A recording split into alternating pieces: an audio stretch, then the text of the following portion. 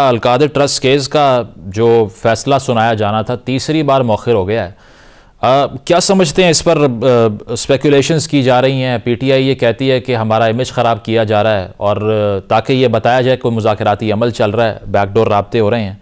आपकी भी यही टेक है कि ये मिस्टीरियस है तीसरी बार फैसला मौखिर होना, या हो जाता है, नॉर्मल है, कंस्पिरेसी ज़रूरी नहीं है कि इसके पीछे कोई हो? नहीं, मुझे ये तो नहीं पता कि क्या मिस्टीरियस है कि नहीं है, क्या है, पर ये हमारे यहाँ तारीखें तो पढ़ती रहती है अदालतों में। 26 मरतबा फैसले नहीं सुनाती, बुला लेती हैं अदालतें। ये तो कोई इतना नहीं, ज़रा ये है कि ये इतना हाई प्रोफाइल केस है कि इसमें वो नॉर्मल रिलैक्स्ड जज साहब नहीं हो सकता, सबॉर्डिनेट जज, कि चलो जी मैं इसको आज भी एडजर्न कर लेता हूँ, या आज मैं छुट्टी पे हूँ, एक दिन वो छुट्टी पे थे, एक दिन आज कहते हैं कि वो वकला नहीं पहुंचे। जब मेरा तसुर था, मेरा अपना तसुर था, बैठे बैठे, मेरा इससे कोई इन्वॉल्वमेंट नहीं है।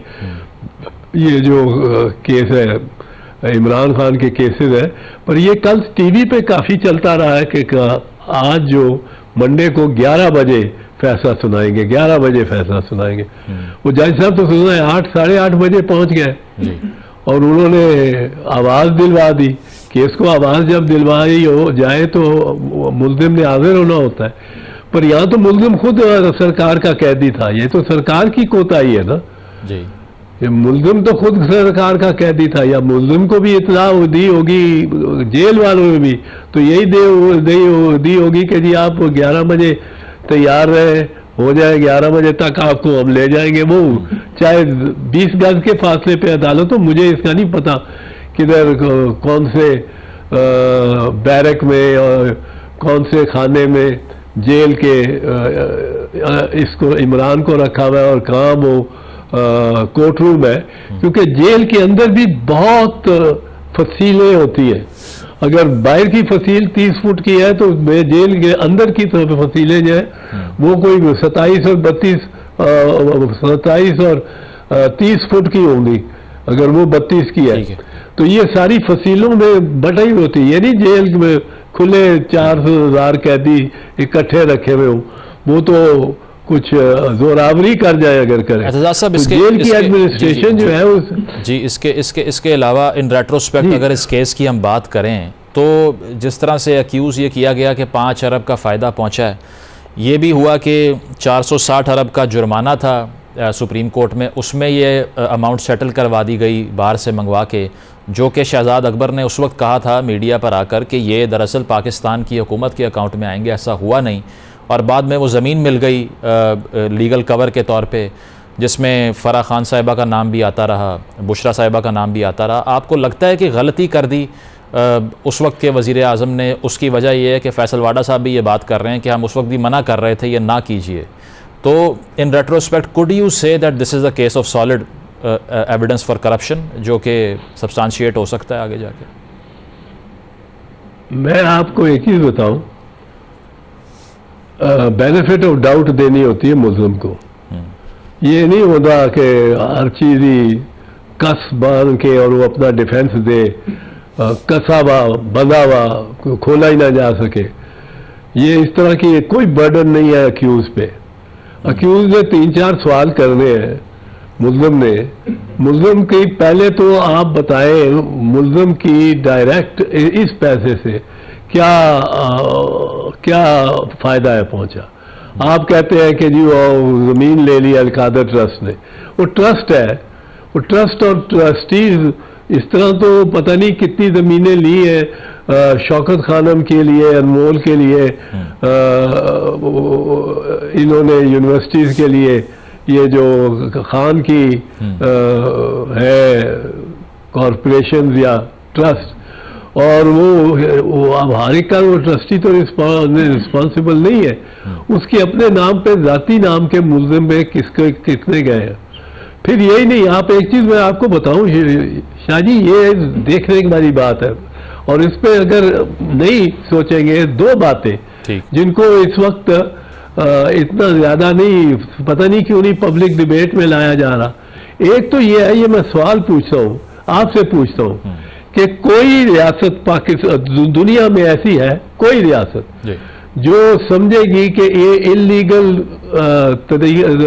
तरफ जा रहा है, किसी ऐसे शख्स को जा रहा है या इदारे को या हुकूमत को जो कि डिजर्व नहीं करती, जो कि जिसने इलीगल काम किया है, और हम 200 मिलियन पाउंड अपनी रियासत से बाहर ले जाने दें, ये तो बरतानिया कभी टॉलरेट ही नहीं करेगा as a policy, monetary policy also. आप देखें कि वहाँ 3-4 हज़ार इंडियन डिफॉल्टर्स और जो मफरूर है वो बैठे हुए हैं लंदन और यूरोपियन कैपिटल्स में, बैंकों से फ्रॉड से भागे हुए हैं, बैंकों के और उनके निकाल रहे हैं वो इंडियन रेड वारंट्स और ये सब कुछ, पर वो बरतानिया नहीं वापस करता, बरतानिया अल्ताफ हुसैन को नहीं वापस करता जिसके पास इतने ज्यादा, जिसके बारे में इतने ज्यादा केसेस और मर्डर केसेस के चार्जेस भी हैं। पर क्यों नहीं करता? इसलिए नहीं करता कि 200 मिलियन डॉलर कोई अपनी रियासत से बाहर नहीं भेजता, बस यही उनके रिजर्व्स की उनका मसला उनको भी होता है, लेकिन पाउंड की वैल्यूएशन का, और सिर्फ एक नहीं अकाउंट फ्रीज हुए, वो तो सेटलमेंट हो गई, सेटलमेंट हुई। सिर्फ इस सूरत में क्राइम एजेंसी कर सकती है कि अगर वो जो जिसके नाम पे अकाउंट है वो अपनी पूरी मनी ट्रेल दे देता है, पेपर ट्रेल वो दे देता है। अब मलिक रियाज के पास ऐसे असासे हैं और उसके पास इतनी बिजनेस है कि ये मानना पड़ेगा, in fact the richest man in Pakistan, पर 2-3-4 में ही मुकाबला होगा अब तो, पर वो इस वजह से आई थिंक वो उसको, मैं उसका भी कोई वकालत नहीं कर रहा हूं, बट आई डोंट थिंक कि उसको ये पैसा बाहर jurisdiction of the United kingdom के बाहर ले जाना की इजाजत देते वो, या उसको बाकायदा इसका पर्चा देते कि आप बाहर ले जाए। अतजाज साहब और भी चीजें हुई ना, ये भी नहीं मालूम, प्योर वाइट ना होता पैसा, ठीक है, ये भी नहीं मालूम कि पाकिस्तान से ये पैसा कैसे गया, अच्छा वापस आकर उनको जो जुर्माना था उसमें सेटल क्यों हो गया, फिर एक ऑडियो भी लीक हो गई जिसमें 5 कैरात का हीरा मांगे जाने की बात होती रही, उसको डिनाई कर दिया उन्होंने, और साथ साथ जब शहजाद अकबर साहब से ये सवाल हुआ कि इसकी डिटेल क्यों नहीं बता रहे मीडिया पे कि ये कैसे सेटलमेंट हुई है, तो उन्होंने कहा जी हमारा एक कॉन्फिडेंशियल बॉन्ड है ब्रिटिश गवर्नमेंट के साथ, इसी वजह से हम डिटेल बता नहीं सकते। अब ये मैंने तो देखा नहीं है, सुना ये था, बिल्कुल मैंने सुना था कॉन्फिडेंशियल बॉन्ड का। Confidential bond against moral policies and for illegal conduct नहीं हो सकता, इट डजंट होल्ड। तो वो कोई इतनी उसकी परवाह नहीं होनी चाहिए थी शहजाद अकबर साहब को, बिल्कुल, क्योंकि वो तो आप अदालत को कहते हैं ये अनकॉन्शनेबल है, या ये इसमें ये ड्रग मनी है, या ये टेरर फाइनेंस की मनी है, पैसे हैं, वो अगर उन्होंने लगाया होता कोई ऐसा चार्ज तो उस पर ज्यादा थरो इंक्वायरी होती। ठीक है, इस वक्त तो ऐसा चार्ज कोई नहीं लगा, वो लगा है जो उस पर उसने रियाज मलिक ने दे दिया है, सेटिस्फाई कर दिया, and he has I think assets in London also to satisfy, कोई उन्होंने शायद मॉर्गेज कर दिया हो, वो ये मुझे नहीं पता है। Going forward what I know is कि 200 मिलियन पाउंड गोरा जो है ना अंग्रेज खास, अच्छा, ये नहीं जाने देता मुल्क अपने से बाहर जब तक वो बनी इम्पेलिंग रीजन ना हो, कंपेलिंग रीजन, और वो कंपेलिंग रीजन होते हैं कि वो जब तक वो बिल्कुल वाइट स्नो वाइट नहीं साबित हुई। हाइपोथेटिकल सिनेरियो में वो पैसे रख के जी, हाइपोथेटिकल सिनेरियो में ऐसे, वो मैं आपको एक चीज अर्ज कर दूं, वहाँ रशियन ओलिगार्क सारे बैठे हुए, रशियन ओलिगार्क सारे बैठे यूरोप में, और खासकर लंदन में। लंदन तो मतलब है कि मफरूरों का बन गया है कैपिटल हमारा, मतलब है साबिक वजीर आजम कन्विक्टेड, वो भी 4 साल रह आया डिस्पाइट कन्विक्शन, तो लंदन तो पनाह देता है। ठीक है। और पैसे की वो बस ये कहता है कि आपका पास पैसा हमारे पास पड़ा रहे, लेके बाहर ना जाओ, और लेके बाहर जाने वाले की अनागिरी करता है। ठीक है एतजाज साहब, गोइंग फॉरवर्ड इस तरह के इस नेचर के केसेस में हाइपोथेटिकली स्पीकिंग सज़ा हो कितनी सकती है, किस नौयत की सकती है अकॉर्डिंग टू यू?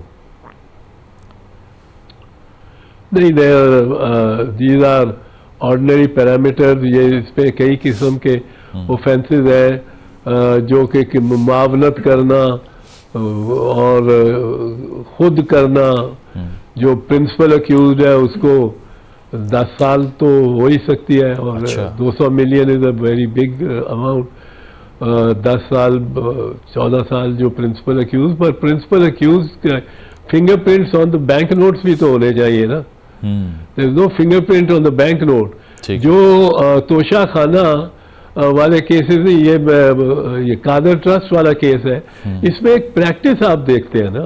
आप मुल्ज़िम जब खड़ा होकर कहता है कि जी मैंने इतने ज्यादा फंड मेरे ट्रस्ट के जरिए गुजरे हैं, और वो ट्रस्ट सिर्फ और सिर्फ एक आध गवाह पेश कर देता है कि सिर्फ और सिर्फ मेरी वजह से है, और मैं इतने लाखों करोड़ों, and this Imran doesn't even have to prove it. The court must take notice of this. The court must take notice of this fact. It is public knowledge कि इसने इतने अस्पताल खड़े किए, और उन अस्पतालों में लोगों का मुफ्त भी इलाज हो रहा है, गरीबों का।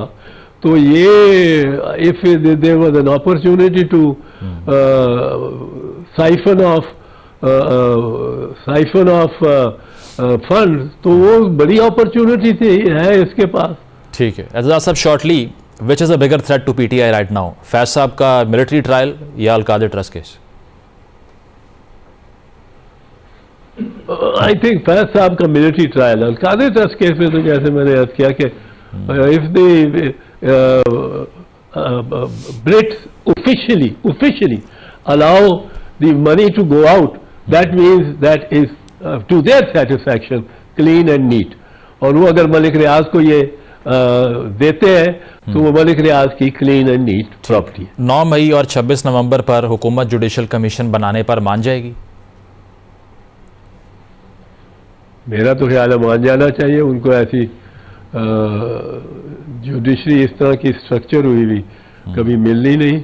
अच्छा, नहीं, चीफ जस्टिस साहब ने आज ये कहा है कि अब वो दौर गुजर गया कि जजेस एक दूसरे के खिलाफ खड़े हो गए थे, वो दौर अब गुजर गया है। हाँ ठीक है, आई होप सो वो दौर गुजर जाए, बट एक दूसरे के खिलाफ अगर तो असूल की बुनियाद पे खड़े होते हैं तो ठीक है, बहुत अच्छा है।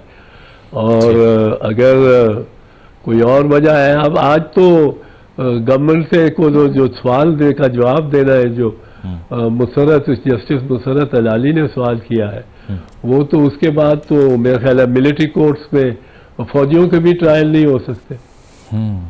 ठीक है, ठीक है, बहुत बहुत शुक्रिया एतजाज एहसन साहब हमारे साथ थे। एक ब्रेक शामिल करते हैं, ब्रेक के बाद वापस आएंगे। Stay with us.